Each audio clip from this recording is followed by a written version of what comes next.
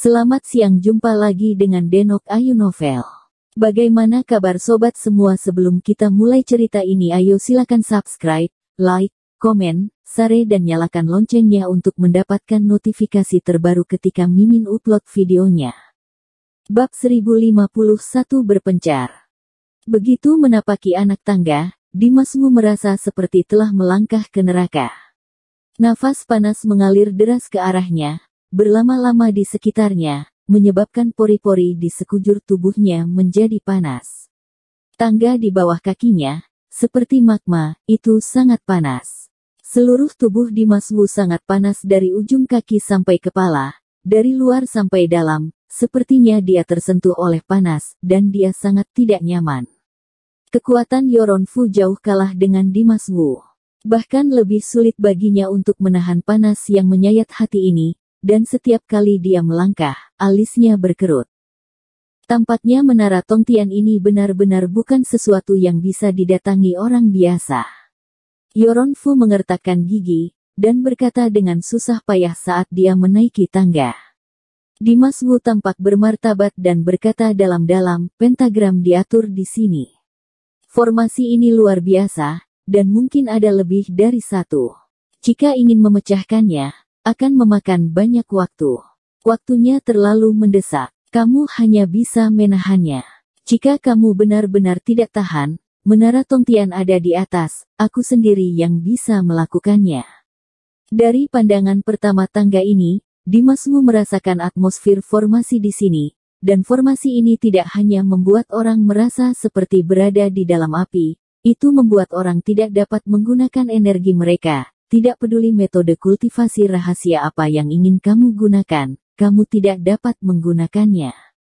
Namun, mereka berangkat dalam kegelapan sebelumnya dan melakukan perjalanan jauh. Sekarang fajar dan waktunya telah tiba keesokan paginya. Pertemuan pengangkatan raja baru akan diadakan besok. Dimasmu harus tepat waktu untuk pertemuan pengangkatan raja baru untuk menyelamatkan Kaisar Mingyue. Waktu yang tersisa untuknya sudah hampir habis, dia hanya bisa berpacu dengan waktu untuk mempercepat gerakan ke atas. Sedangkan untuk Yoronfu, Dimasmu tidak memaksanya untuk mengikutinya. Yoronfu hanya mengambil beberapa langkah menaiki tangga. Dia sudah berkeringat. Dia menggelengkan kepalanya saat Dimasmu berkata demikian, dan berkata dengan tegas, tidak, aku harus naik dan melihat apa yang terjadi. Aku takut kabur dengan tangga ini tidak sesuai dengan gayaku. Melihat Yoronfu masih bersikeras, Dimasmu tak berkata apa-apa lagi, terus melangkah maju menaiki tangga satu persatu. Yoronfu mencoba yang terbaik untuk mengimbanginya. Waktu mengalir perlahan, dan di bawah pendakian yang sulit dari Dimasmu dan Yoronfu, keduanya akhirnya berjalan di sebagian besar anak tangga.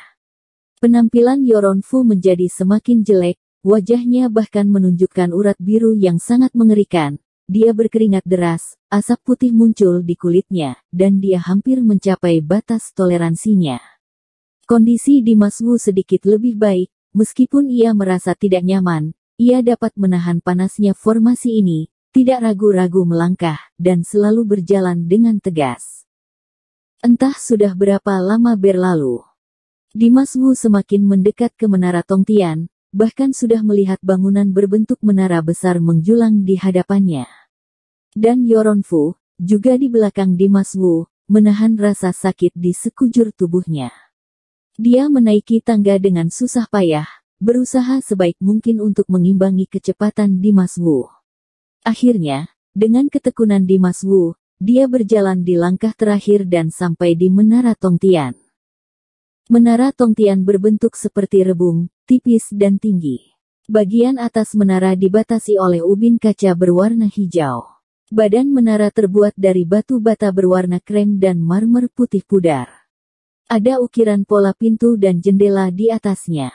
Seluruh menara tinggi, sederhana dan megah. Di atas badan menara terdapat puluhan ribu pahatan patung Buddha yang sangat indah, masing-masing dengan postur tubuh yang berbeda, tetapi semuanya seperti hidup, menunjukkan suasana sakral di mana-mana dan unik. Menara itu berdiri tegak di atas awan dan kabut, seolah ada dan menghilang dari waktu ke waktu, seperti tiang langit yang sangat besar, langsung ke langit, bentuknya megah dan agung, dan kekuatannya agung. Dimas Wu berdiri di kaki menara dan mengangkat matanya untuk melihat ke atas. Dia tidak memiliki perasaan sedikit pun untuk melepaskan diri dari tangga. Sebaliknya, matanya menjadi lebih dingin saat ini. Hanya berdiri di luar menara, Dimas Wu dengan jelas merasakan ada aura luar biasa di dalam menara. Aura itu jahat dan kuat. Setelah beberapa saat, Yoron Fu mengikutinya, berdiri di depan menara, berdiri berdampingan dengan Dimas Wu. Segera, dia menarik napas dalam-dalam beberapa kali, dan berkata dengan suara yang dalam, "Di sini, ada yang aneh." Sejak mereka menaiki tangga hingga berdiri di depan menara, mereka berjalan seperti ini, meski aksinya sulit. Tetapi tidak ada halangan. Menara Tongtian sunyi dari awal sampai akhir. Tidak hanya tidak ada penjaga di depan menara, tetapi bahkan pintu menara Tongtian terbuka. Situasi seperti itu tidak sesuai dengan kediaman seorang penguasa. Pintu terbuka ini seolah untuk menunggu kedatangan Dimas Wu. Dimas Wu tampak bingung, dan berkata dengan dingin, "Jika ada yang tidak beres, aku akan masuk dan melihat-lihat." Dengan mengatakan itu, Dimas Wu melangkah lurus ke depan dan berjalan menuju menara Tongtian. Saat melihat ini, Yoron Fu tidak ragu-ragu, dan segera mengikutinya. Memasuki menara Tongtian, Dimas Wu dan Yoron Fu berjalan menyusuri jalan terang menuju halaman yang luas. Di kedua sisi halaman terdapat dua buah kolam yang panjang dan dalam. Air di kolam tersebut berwarna hijau tua dan hitam, dan masih pingsan, udara memancarkan bau busuk yang menyengat. Dimas Wu dan Yoron Fu memandang air yang berbau busuk pada saat bersamaan, alis mereka berkerut, tetapi mereka terus berjalan. Sambil mengamati sekeliling, mereka terus berjalan di sepanjang jalan ini.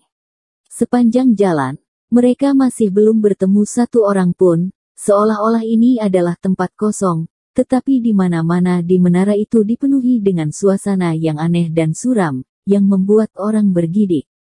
Setelah melewati halaman dan melintasi jalan yang terang, mereka sampai di suatu tempat yang sesak. Ketika mereka sampai di sini, keduanya berhenti tanpa sadar, dan berdiri dalam kegelapan ini. Dimas Wu dan Yoron Fu sama-sama memiliki ekspresi yang dalam. Mereka menunjukkan kecemerlangan mereka dan mengamati sekeliling yang gelap. "Tidakkah menurutmu tempat ini agak aneh?" Yoron Fu berbicara dengan lembut kepada Dimas Wu. Dimas Wu mengangguk dengan wajah yang rumit, dan berkata dengan sungguh-sungguh, "Elni benar-benar aneh." Begitu suara itu jatuh, dua lengkungan melingkar tiba-tiba muncul di depan mereka. Perlahan muncul dari tanah, dua lengkungan, satu hitam dan yang lainnya putih, sangat kontras dan sangat aneh. Yang putih terbuat dari giok putih, dan yang hitam suram. Keduanya tampaknya menjadi simbol surga dan neraka. Di balik dua lengkungan melingkar itu, ada kekosongan yang kacau, seperti air danau, tak terduga. Melihat hal tersebut, Dimas Wu tidak ragu-ragu, dan langsung melepaskan semangatnya dan terjun ke dalamnya. Namun, begitu pikiran ilahi memasuki lengkungan, itu sepertinya terhalang, dan dia tidak memperhatikan apapun. Pentagram ruang gerbang. Merasakan keanehan dari lengkungan ini, Dimas Wu menarik kembali pikirannya, membuka mulutnya karena terkejut, wajahnya menjadi sangat serius. "Apa itu?" Yoron Fu bertanya dengan ekspresi bingung. "Ini adalah pentagram yang sangat langka dan kuat. Sulit untuk mengatakan kemana pintu itu akan menuju, apakah itu hidup atau mati." Dimas Wu melihat kedua lengkungan melingkar di depan dengan wajah yang dalam dan berbicara dengan berat. Yoron Fu mendengar kekhawatiran dalam nada suara Dimas Wu.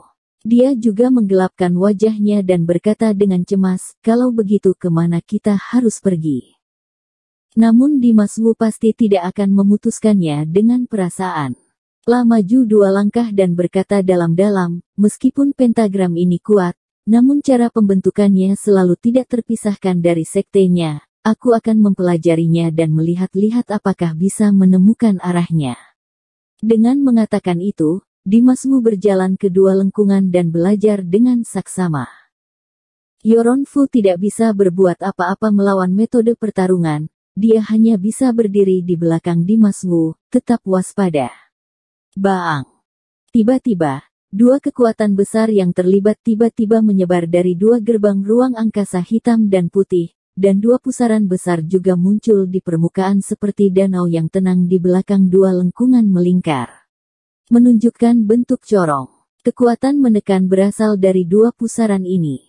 Tampaknya kedua sosok ini memahami penelitian Dimas Wu dan bereaksi. Kekuatan yang menekan menyebabkan Dimas Wu dan Yoron Fu tiba-tiba berubah ekspresi, dan bahkan tubuh mereka hampir tersedot oleh gerbang hitam dan putih. Keduanya mencoba yang terbaik untuk menstabilkan tubuh mereka dan menahan keterlibatan yang kuat. Apa yang terjadi? Apa kamu sudah tahu pintu mana yang harus kita tuju? Yoron Fu menegakkan dirinya dengan susah payah, dan berbicara dengan Dimas Wu dengan susah payah. Tekanannya terlalu kuat dan sulit bagi Yoron Fu untuk menahannya. Dimas Wu menggelengkan kepalanya dan berkata, tidak, ternyata ini jauh lebih kuat dari yang kubayangkan. Tidak ada waktu sekarang, pentagram telah diaktifkan, kita bisa disedot setelah beberapa saat. Setelah beberapa penelitian barusan, Dimas Wu sangat yakin bahwa kedua pentagram ini jauh lebih kuat dari formasi lain yang pernah dilihatnya sebelumnya. Kini pentagram tersebut telah diaktifkan, tidak ada pilihan lain. Apa yang harus aku lakukan? Yoron Fu mengerutkan kening dan berkata dengan suara ketakutan. Hanya bisa memilih secara membabi buta. Teriak Dimas Wu, dan tiba-tiba berkata, kita harus berpencar. Kamu masuk ke pintu putih, aku masuk ke pintu hitam. Dengan tergesa-gesa, Dimas Wu berinisiatif memilih lengkungan hitam yang tampak lebih berbahaya. Oke, kalau begitu hati-hati. Yoron Fu tidak keberatan dengan pengaturan Dimas Wu dan setuju.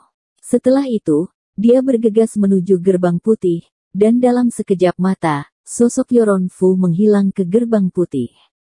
Di saat yang sama, sosok Dimas Wu berinisiatif melompat menuju gerbang hitam. Detik berikutnya, Dimas Wu ditelan oleh gerbang hitam dan tidak pernah terlihat lagi. Bersambung. Terima kasih kepada kalian yang telah menonton video ini. Jangan lupa tekan tombol subscribe-nya dan nyalakan notifikasinya untuk mendapatkan video-video seru lainnya dari Denok Ayu Novel.